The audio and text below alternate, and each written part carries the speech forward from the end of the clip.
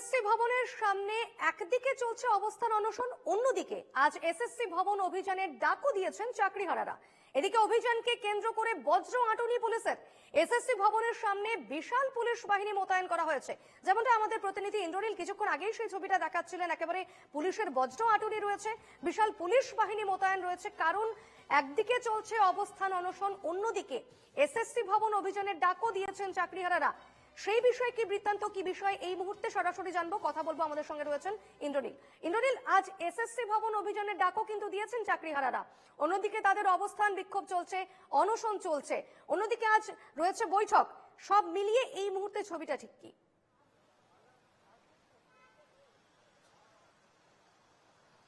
একদমই দেখো, একদম সরকারকে সাঁড়াশির চাপে ফেলতে চাইছে যারা চাকরিহারা শিক্ষক রয়েছেন। তারা একদিকে যেমন অবস্থান অনশন তাদের চলবে, অন্যদিকে তারা আজকে এসএসসি ভবন অভিযানের ডাক দিয়েছেন। কারণ তাদের দাবি যে সেগ্রিগেশন বা ওএমআর সিট সেইগুলোকে অবিলম্বে তাদের প্রকাশ করা হোক, এই দাবি কিন্তু তারা করে আসছেন। এবং তাদের আরো একটি দাবি যে দীর্ঘদিন ধরে সময় পাওয়ার পরেও কেন রাজ্যের তরফ থেকে সেই যে সেগ্রিগেশন বা ওএমআর শিট সেইগুলো কেন প্রকাশ করা হচ্ছে না, এই বিষয়টা কিন্তু তাদের তরফ থেকে তোলা হচ্ছে।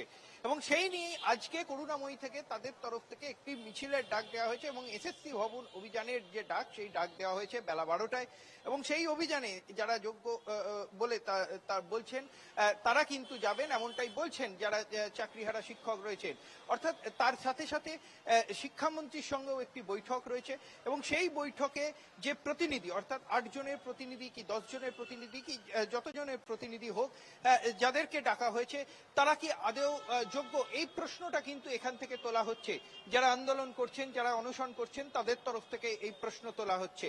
তাহলে কাদেরকে নিয়ে বৈঠক করবেন, এই প্রশ্ন কিন্তু বারংবার তুলছেন যারা গতকাল থেকে আন্দোলন চালিয়ে যাচ্ছেন, গত পরশু থেকে অবস্থান শুরু করেছেন এবং গতকাল থেকে অর্থাৎ 24 ঘন্টা প্রায় অতিক্রান্ত হতে চলেছে, অনশন শুরু করেছেন। এবং এই মুহূর্তে দাঁড়িয়ে তাদের যে প্রশ্নগুলো, সে এক এক করে প্রশ্ন তারা কিন্তু তুলতে শুরু করেছেন। ইন্দ্রনীল, এই যে আজকে যে বৈঠক হতে চলেছে শিক্ষামন্ত্রীর সঙ্গে এসএসসি ভবনের যে বৈঠক হতে চলেছে, সেই বৈঠকে জানা যাচ্ছে চাকরিহারা শিক্ষকরা তারাও যোগ দিতে চলেছেন। এবং কিছুক্ষণ আগে তুমি যে শিক্ষকের সঙ্গে কথা বলছিলে, তিনি বলছেন যে তারা এ বিষয়ে কোনো আমন্ত্রণ পাননি, এ বিষয়ে তারা কিছুই জানেন না। সেক্ষেত্রে একটি তালিকা আমাদের হাতে এসে পৌঁছেছে, যেখানে 13 জন শিক্ষকের নাম রয়েছে। হুমায়ুন ফিরোজ মন্ডল, সঙ্গীতা সাহা, আব্দুল্লাহ মন্ডল, চিন্ময় মন্ডল, সুজয় সর্দার, প্রলয় কুমার জমাদার, এরকম অনেক জনের নাম রয়েছে। সেক্ষেত্রে এই যে যাদের নাম রয়েছে, যে সমস্ত শিক্ষকের নাম রয়েছে, তারা কি যোগ্য বা অযোগ্য সেটা কে ঠিক করে দেবে? বা এই যে প্রতিনিধি দলটি যাচ্ছে, সেই বিষয়ে তারা কেন অবগত নন, যারা এই মুহূর্তে অনশনে রয়েছেন?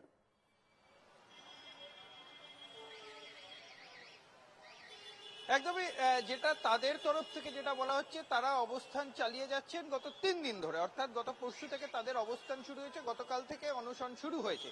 কিন্তু তারা এখনো পর্যন্ত এসএসসি ভবন থেকে ঠিক 100 থেকে 200 মিটার দূরত্ব তারা অবস্থান অনশন চালিয়ে যাচ্ছে। তারা বলছেন যে তাদের কাছে কোনো বার্তা কিন্তু এসে পৌঁছলো না। কেন পৌঁছলো না তারা কিন্তু জানেন না। এবং যাদেরকে ডাকা হয়েছে তারা প্রশ্ন তুলছেন যে তারা আদৌ কি যোগ্য নাকি অযোগ্য, সেই প্রশ্ন কিন্তু তুলছেন। এবং সেই প্রশ্ন নিয়েই কিন্তু তারা বলছেন যে আমাদের কাছে কোনো রকম বার্তা আসেনি।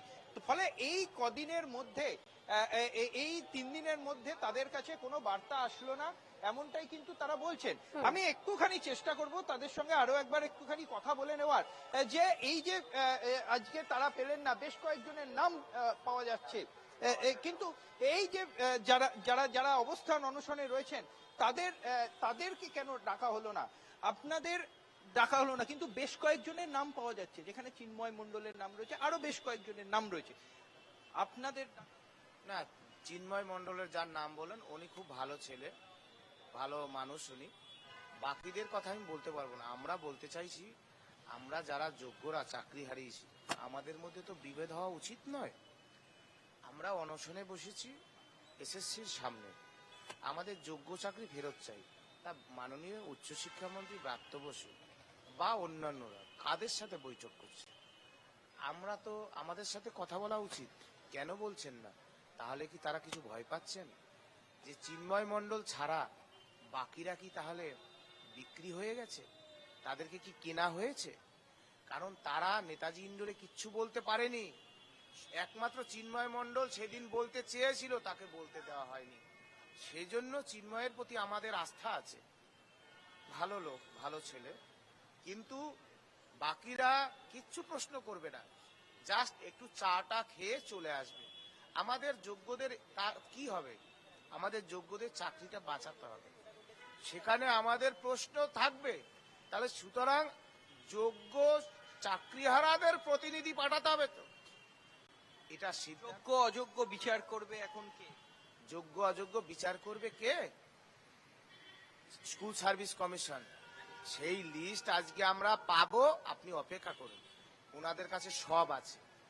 আমরা যে যোগ্য, আমরা যে চিৎকার করে করে বলছি, ওনাদের কাছে সব তথ্য আছে। মিরর ইমেজ প্রকাশ করলেই তো দেখতে পাবেন কে যোগ্য কে অযোগ্য। ভাই ভাই কত পেয়েছিলাম, একাডেমিকে কত পেয়েছিলাম, এগুলো ফিক্স, এগুলো পরিবর্তন করা যায় না, সব এভিডেন্স। সুতরাং এই মিরর ইমেজ প্রকাশ করলে রাজ্য সরকারের দুর্নীতি একেবারে সবার সামনে চলে আসবে। এই প্রশ্ন যখন আমি করব, শিক্ষামন্ত্রী বিব্রত হতে পারে। সেই জন্য আমাদের যোগ্য চাকরিহারাদের রুখে দেওয়ার চেষ্টা করছে। কিছু যারা তাদের মনোপুত লোক, তাদেরকে নিয়ে, চিন্ময় মণ্ডল ছাড়া, আরো সঙ্গীতা ম্যাডাম ছাড়া কিছু মনোপুত লোককে নিয়ে তারা বসার চেষ্টা করছে বলে আমাদের আশঙ্কা। সবার নাম আমি জানি না, তবে এটা আমাদের আশঙ্কা। ব্রাত্য বসু মাননীয় উচ্চশিক্ষামন্ত্রীকে বলুন, যোগ্য শিক্ষকরা বসে আছে আচার্য সদনের সামনে অবস্থানে অনশনে, আলোচনাটা যোগ্যদের সাথে হোক, এটা তাকে বলুন।